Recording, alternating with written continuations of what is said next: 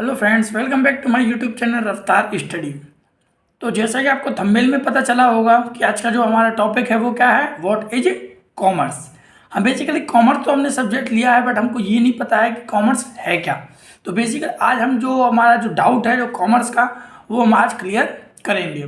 तो समझेंगे कॉमर्स है क्या और उसके फंक्शंस हैं वो भी कौन कौन से होते हैं वो भी हम पढ़ेंगे।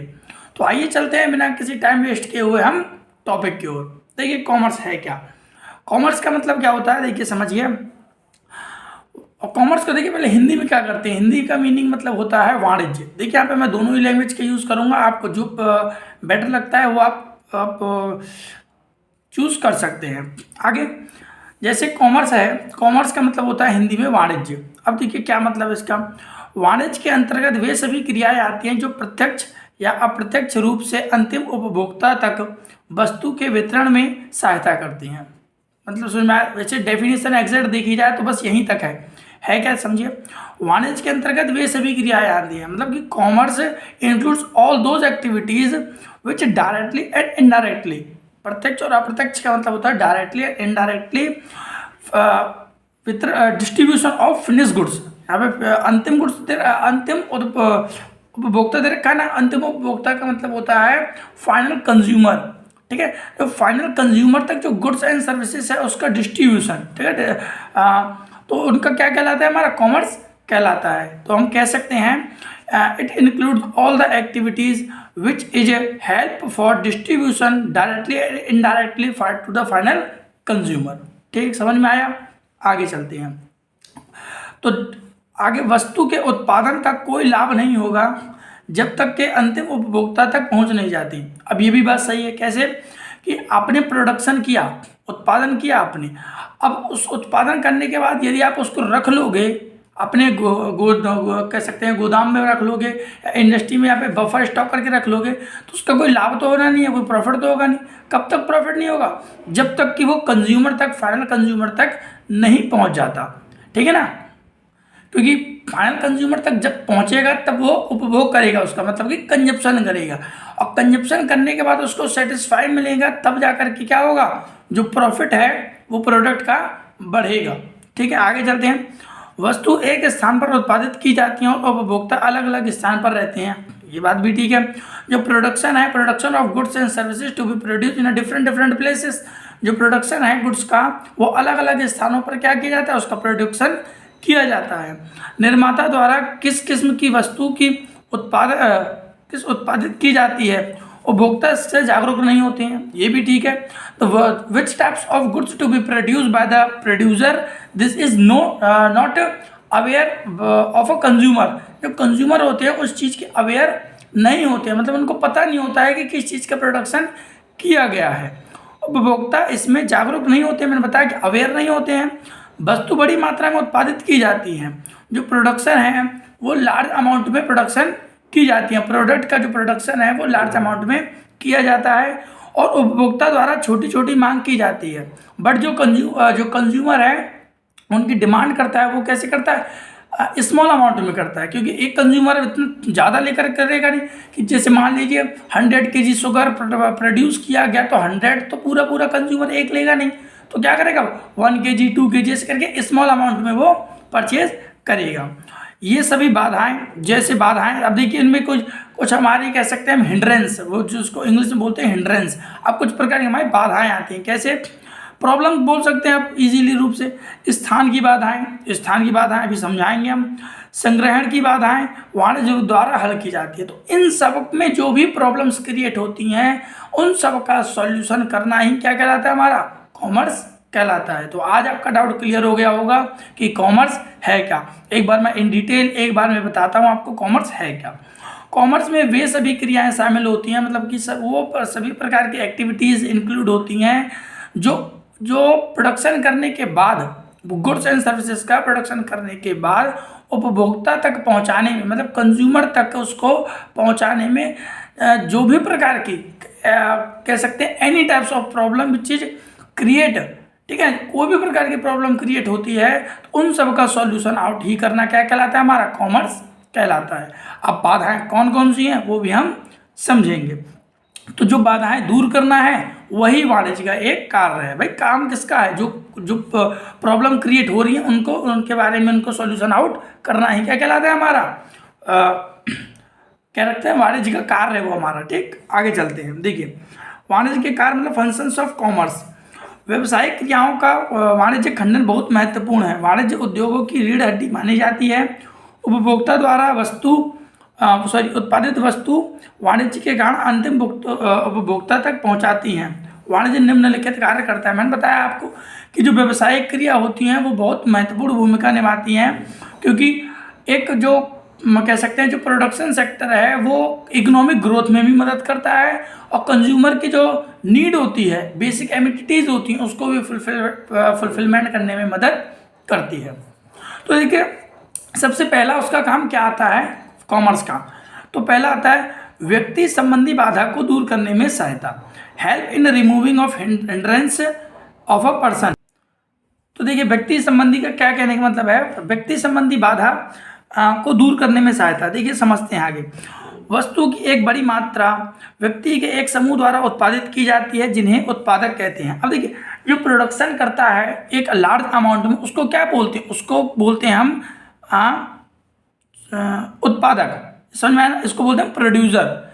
जो क्या करता है एक लार्ज अमाउंट में प्रोडक्शन का क्या करता है प्रोड्यूस करता है, उस पर्सन को क्या बोलते हैं, those person is called producer. अब प्रोड्यूसर है कौन, ये भी डायरेक्ट आपसे एक क्वेश्चन पूछा जा सकता है। तो क्या हो जाएगा आपका, वस्तु की एक बड़ी मात्रा जो उत्पादन करता है, जो समूह एक उत्पादन करता है वो क्या कहलाता है, उत्पादक कहलाता है।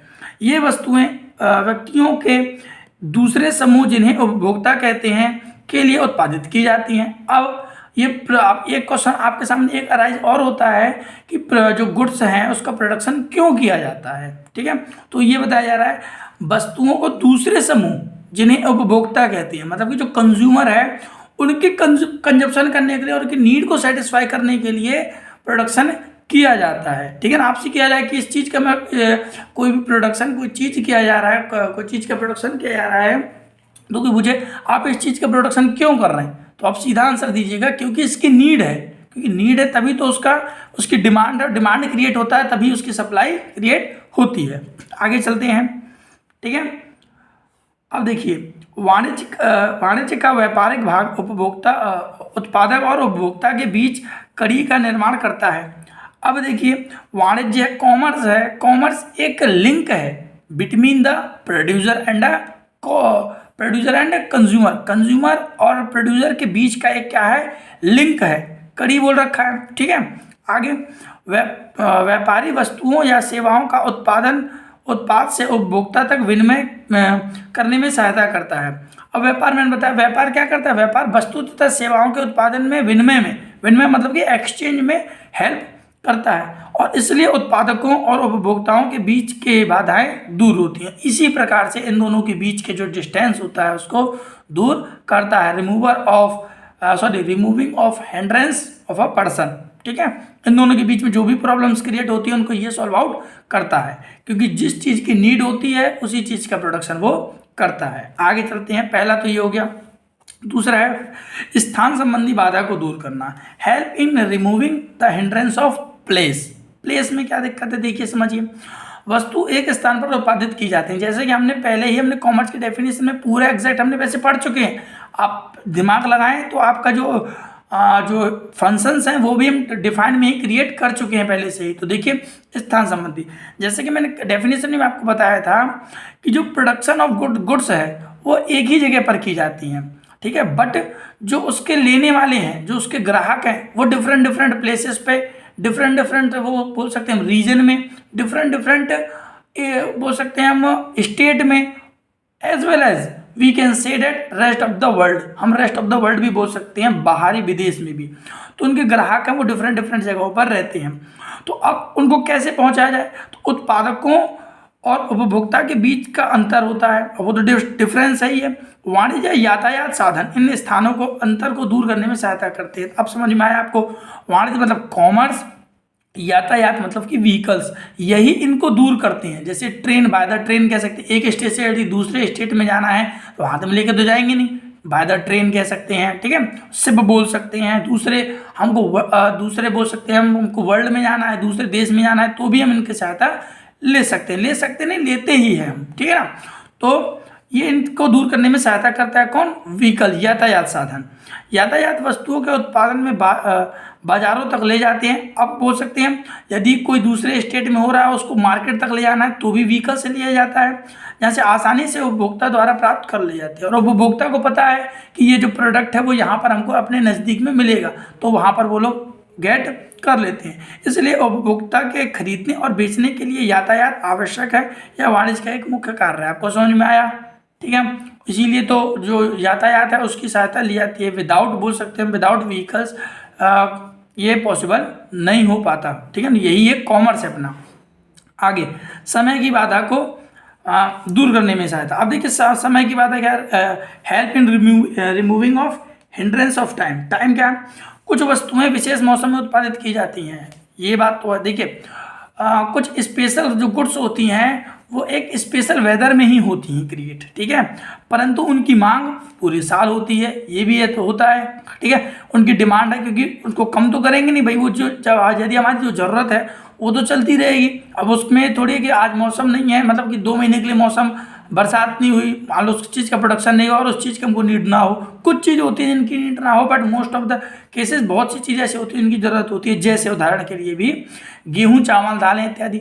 अब गेहूँ है, चावल है, दालें हैं, इनका तो हमको पूरा 12 महीना बोल सकते हैं, पूरी साल हमको इनकी चीज़ की ज़रूरत पड़ती है। बट दूसरी तरफ कुछ वस्तुएं पूरी साल उत्पादित की जाती हैं, बहुत सी चीज़ होती हैं जो पूरी साल उत्पादित की जाती हैं, परंतु उनकी मांग विशेष मौसम में ही होती है, ये भी ऐसा होता है। इसलिए उत्पादन और उपभोग में अंतर होता है। अब ये अंतर होता है, इस अंतराल टाइम गैप में वस्तु को सुरक्षित और नया रखने में आवश्यकता होती है। अब देखिए, जैसे हमने बताया कि कुछ वस्तु ऐसी होती हैं जिनको पूरी साल उत्पादन किया जाता है, कुछ वस्तु ऐसी होती है जिन्हें विशेष मौसम में उत्पादन किया जाता है, बट इनकी डिमांड है पर्टिकुलर चलती रहती है। तो अब ऐसी स्थिति में क्या किया जाए? तो उनके इस टाइम गैप के डिफरेंस से बचने के लिए प्रोडक्ट को ऐसे सेफ जगह पर रखा जाता है जहां पर उस प्रोडक्ट डैमेज ना हो, ठीक है, खराब ना हो, ठीक है। बोल रखा है बस संग्रह भाग का समय अंतराल को समय दूर करता है। संग्रह मतलब भंडार ग्रहण, ठीक है, इसको बोल सकते हैं बफर स्टॉक, इंग्लिश में बोलते हैं बफर स्टॉक। तो कुल मिलाकर के ये बफर स्टॉक करके रख लेते हैं उन चीज़ों को, और आवश्यकता के अनुसार जैसे जैसे उसकी नीड निकल के आती है, उसकी डिमांड क्रिएट होती है, वैसे वैसे वो जो गुड्स होती है उनको निकालते हैं और लोगों तक उनको पहुंचाते हैं। समझ में आया आपको? तो ये समय संबंधी बाधा को दूर करता है। यहाँ पे दे रखा है पेरिसेबल वस्तुओं में ठंडा संग्रह में रखा जाता है। जो पेरिसेबल गुड्स का मतलब होता है जो बहुत जल्दी खराब हो जाती हैं। अब बहुत जल्दी खराब हो जाती हैं, जैसे टमाटर हो गए, हमारे ब्रेड हो गए, तो इस प्रकार की जो गुड्स होती हैं उनको ठंडी जगह पर रखा जाता है। प्रज्वलन वस्तु में आग में सुरक्षित भंडार में रखा जाता है इत्यादि। और कुछ चीज़ें ऐसी होती हैं जिनको थोड़ा हाई टेम्परेचर में रखा जाता है, ठीक है। गेहूँ है, गेहूँ को बफर स्टॉक में रखा जाता है, उसमें गामा रेस डाले जाते हैं ताकि जो कीड़े हैं वो ना लगें उसमें, ठीक है। 4th वन आता है हमारा विनिमय संबंधी बाधा को दूर करना, help in removing hindrance of exchange. Exchange में जो दिक्कत आती है उसको दूर करता है। कैसे? उत्पादक द्वारा उत्पादित वस्तु और सेवाओं को क्रेता को मुद्रा या धन में बेचा जाता है। अब देखिए, जो उत्पादक है, जो प्रोड्यूसर है, वो वस्तु तथा सेवाओं को क्रेता तक बेचता है, मतलब सेलर को बेचता है, तो किस में बेचता है? मुद्रा या धन में बेचेगा भाई, पैसे लेकर के तो बेचेगा उनको, ठीक है। तो वाणिज्य की बैंकिंग शाखा, और वाणिज्य का मतलब यही नहीं है कि वो सामान कोई बेचे जा रहे हैं, वाणिज्य is also known as banking, ठीक है, बैंकिंग ब्रांच ऑफ बैंक। ये भी तो हमारी एक फैसिलिटी है भाई। हम किसी से एक्सचेंज कर रहे हैं, किसी से कोई प्रोडक्शन कर रहा है, उसके बदले में हम एक्सचेंज कर रहे हैं, तो पैसे में लेन देन करेंगे, चेक में करेंगे, तो उसको फैसिलिटी कौन प्रोवाइड कराएगा? हमको, बैंक। तो bank is also included in commerce, ठीक। उत्पादन द्वारा उत्पादित वस्तु और सेवाओं को क्रेता या मुद्रा में बता दिया द्वारा एक साधारण माध्यम प्रचार किया जाता है, ठीक है। बैंक क्रेताओं और विक्रेताओं की भुगतान को इकट्ठा करने में सहायता करता है। बैंक क्या करता है? बहुत से बायर्स होते हैं या सेलर्स होते हैं जो अपनी मनी को डिपॉजिट भी करते हैं, बहुत लोग विड्रॉल भी करते हैं, तो इनमें ही वो सहायता करते हैं हमारी।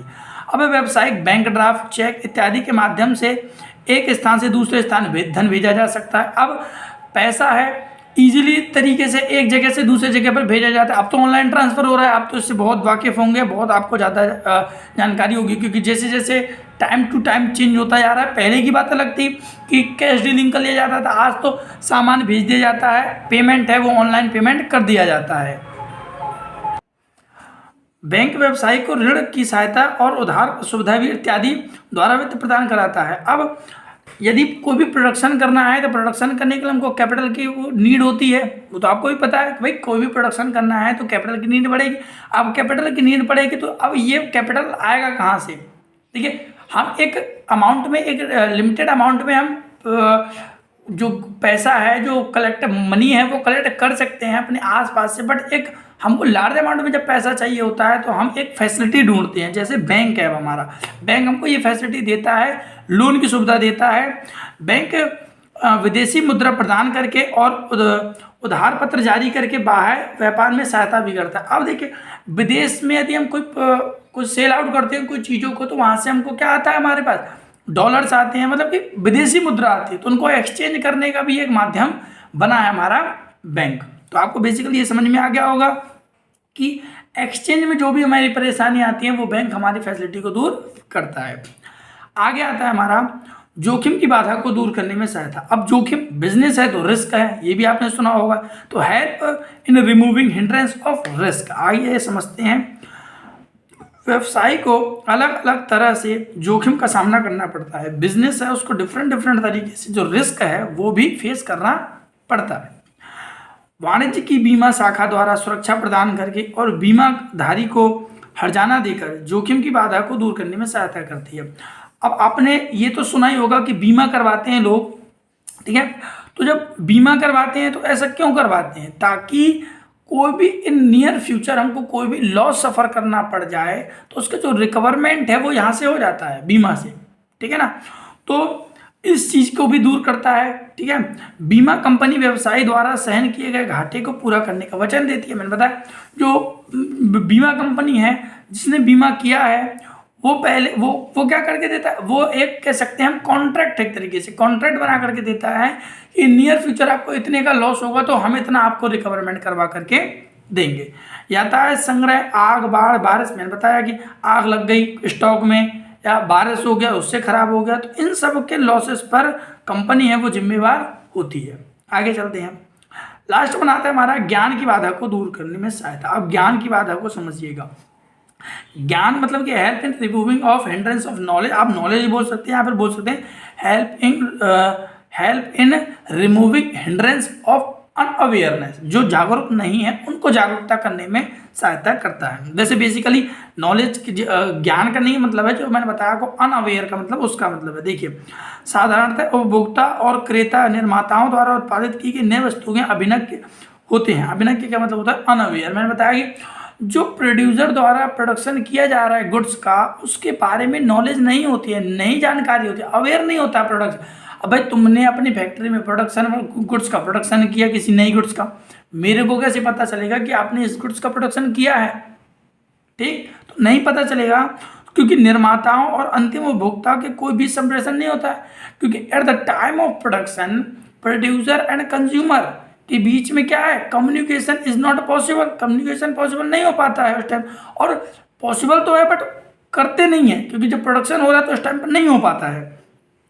वाणिज्य की विज्ञापन शाखा। अब वाणिज्य में, कॉमर्स में जो एडवर्टाइजमेंट ब्रांच है हमारी, ज्ञान की शाखा को नए उत्पाद को उपयोगिता प्रति जागरूकता फैलाकर दूर करने में सहायता करती है।